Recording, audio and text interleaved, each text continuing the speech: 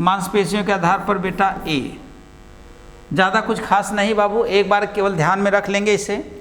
मांसपेशियों की दृढ़ता के आधार पर स्वर के कितने भेद बताए गए बेटा? मांसपेशियों की दृढ़ता के आधार पर स्वर के कितने भेद बताए गए? 3। मास माने 12 महीने। ये कितने ढंग से आते हैं बेटा? 3 ढंग से। तो मांसपेशियों के आधार पर स्वर के कितने भेद बताए गए बेटा? 3 बताए गए। अब वह 3 क्या है बाबू? नंबर 1 शिथिल स्वर बेटा अ ई उ, दृढ़ स्वर बेटा ई उ, और मध्यम स्वर बेटा ए। तो कोई खास नहीं रहा बेटा, लेकिन पुस्तकों में है तो एक बार जान लेंगे आप लोग। जाति के आधार पर स्वर के भेद।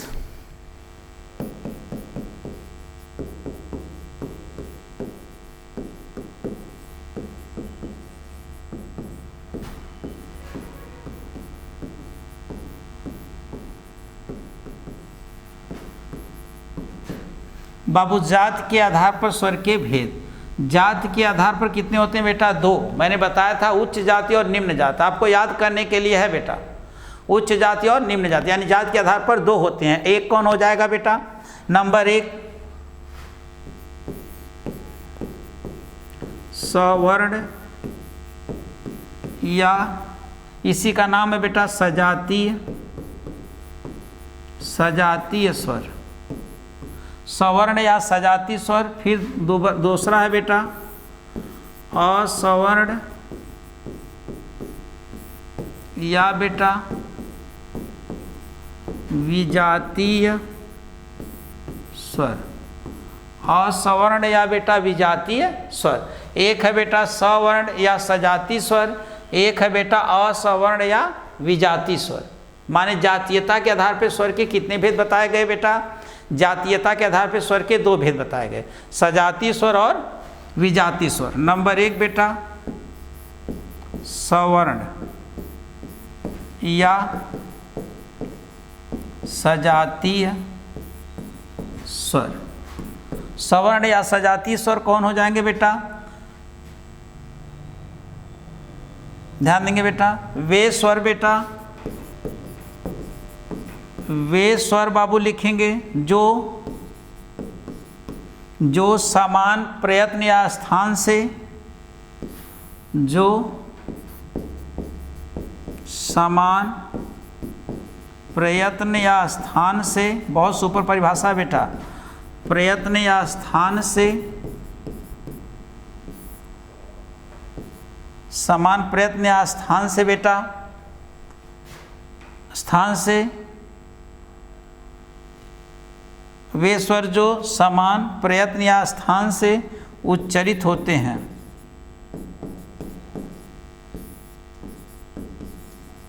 उच्चरित होते हैं मतलब क्या है बेटा? जरा समझेंगे बाबू, पुस्तकों में आपको बहुत कम मिलेगा। आ और आ ये कहाँ से बोले जाते हैं? कंठ, इसलिए समान स्वर हो गए बेटा। फिर ई और ई, ये कहाँ से बोले जाते हैं बेटा? ताल, ये सजाती हो गया, सवर्ण हो गए बेटा। फिर ऊ और ऊ कहाँ से बोले जाते हैं बेटा? ये आपके बोले जाएंगे ओष्ठ से, ओष्ठ बेटा। यानी सजाती स्वरों की संख्या कितनी हो जाएगी बेटा? सवर्ण या सजाती स्वर आ ई उ ऊ, यानी इनकी संख्या कितनी हो गई बेटा? 3। देखो कितनी बढ़िया परिभाषा निकल के आई बेटा। सवर्ण या सजाती स्वर, आप बताइए वे स्वर जो समान प्रयत्न या स्थान से उच्चरित होते हैं। बाबू ए देखो दोनों कंठ से, ए दोनों तालु से, ए दोनों ओष्ठ से।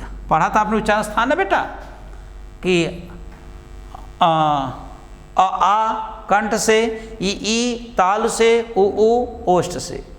तो कौन सजाती स्वर होंगे? सवर्ण होंगे, जो उच्चारण स्थान के आधार पर या प्रयत्न के आधार पर एक ही स्थान से बोले जाएंगे ना, तो सजाती स्वर हो जाएंगे। फिर दूसरा क्या हो गया आपका बेटा?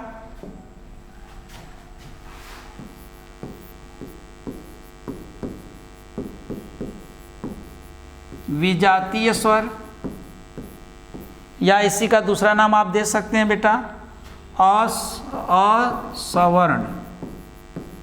असवर्ण लिखेंगे बाबू जिन स्वरों के स्थान या प्रयत्न,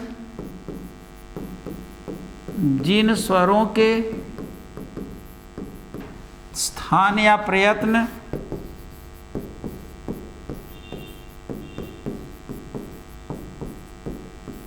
एक समान स्थान या प्रयत्न बेटा एक समान नहीं होते हैं।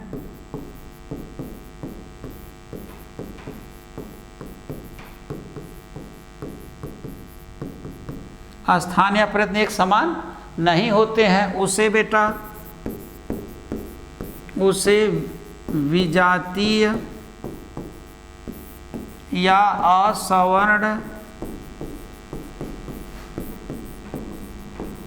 स्वर कहते हैं।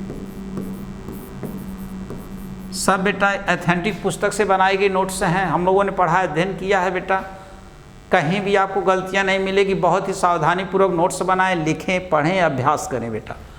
विजातीय स्वर बेटा असवर्ण जिन स्वरों के स्थान या प्रयत्न एक समान होते हैं, एक समान नहीं होते हैं, उससे विजातीय असवर्ण स्वर कहते हैं। यह देखेंगे बेटा कौन कौन हैं।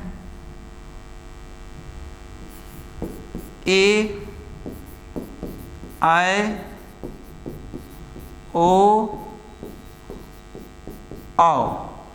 ए किससे बना है बेटा? अ प्लस ई से। आई किससे बना बेटा? अ प्लस ए से। ओ किससे बना बेटा? अ प्लस ओ से। औ किससे बना बेटा? अ प्लस ओ से। आप देखो बेटा ये अलग अलग से बने हैं तो अलग अलग से बोले जाएंगे। यह किससे बोला जाएगा बेटा? कंठ प्लस तालु से। अब ये किससे बोला जाएगा बेटा? कंठ प्लस ये भी क्या हो जाएगा? तालु से। कंठ प्लस तालु से। अब फिर उसके बाद बेटा ये कंठ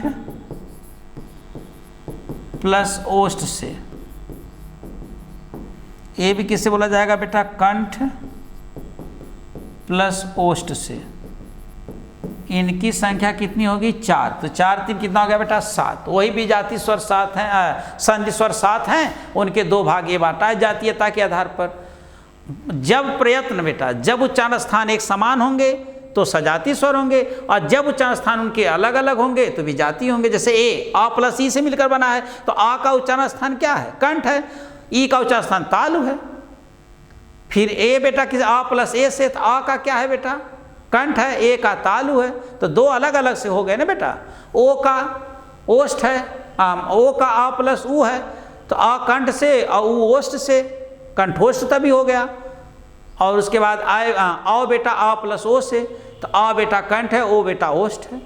तो जब अलग अलग से मिले बेटा, इनका उच्चारण स्थान अलग अलग है, इसलिए बेटा ये क्या हो गए? ए 4 क्या हो गए? विजाती।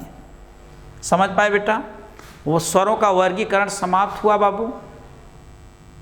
और अब आपको कल जो क्लास होगी पूरी तरह से मैं प्रश्न करूंगा, बताऊंगा, प्रश्न के तरीके को बताऊंगा कि स्वर में कितने तरह के प्रश्न बन सकते हैं, और स्वर लिख करके मैं प्रश्न बनाने का आपको तरीके बताऊंगा कि जब पूछेगा कि मैं कोई एक स्वर लिख दूंगा बेटा, कल कोई एक स्वर लिख दूंगा, जैसे ई लिख दिया, कितने तरह से प्रश्न बनेगा आप खुद ही बता देंगे कि